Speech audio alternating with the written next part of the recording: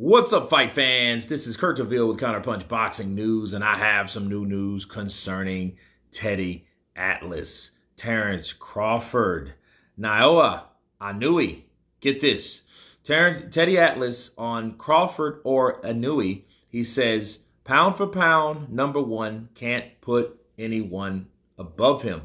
And this is what he had to say. He said, I've got to tell you, Crawford and Inuoe, you could make one of them number one and the other number 1A. Is that fair? You could even interchange them. I can't put anyone ahead of Crawford. I can't. But I could put Inuoe right there on the same shelf as him. I can put him right there at number one and number 1A. The traits that Crawford has, Inuoe has them, the ability, the intelligence, he's calm, he has the eyes and the instincts, he's got all of that, okay?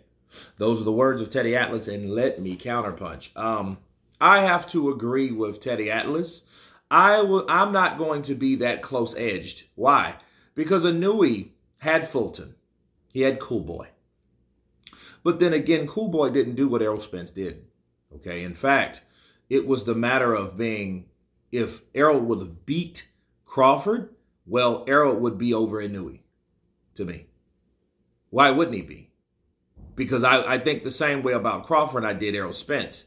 See, a lot of people didn't respect Terrence Crawford's resume, but you have to understand the journey and the weight classes that he was in. Different variety, different speed, different tempo, different styles that Terrence Crawford had to stand up against. He had to challenge these guys, and he won, but he was also learning as he goes along. So when he fought Errol Spence, nothing was new under the sun to him. That was the calmest, coolest dude I'd ever seen. The only time I got to see him get pissed off is when the entourage or whoever that was of Errol Spence was talking at him and calling him names, and you know what I mean? But other than that, you know, in the fight itself, dude, he was calm. After the fight, he was super cool. He wasn't ecstatic. He wasn't crying. He mentioned crying. I think I'm going to cry right now. I ain't see tears.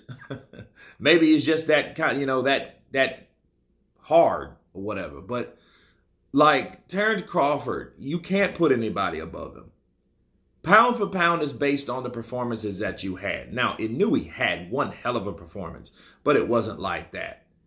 Okay, because Fulton wasn't respected like Errol Spence was, unfortunately. But it's true. You're only good as the people that you beat and how you beat them. Not 12-round decision. Okay, if it went 12 rounds, that's a difference. That's Inuoe hands down because Inuoe closed the show. But get this. Terrence Crawford closed the show too. Everybody knew that fight was over before it was over. So before people, and I know people would say, well, Inuoe, did stop him before the ref came in and, Fulton fell to the ground. Okay. But get this. Terrence Crawford beat this guy to pillar to post. Like my homeboy John Cinco says, he beat him everywhere but under his feet. Right? So, yeah, I think, and people were begging for that fight to stop. They wasn't begging for that. That Inuoe knockout, it was explosive. It was exciting. It was surprising.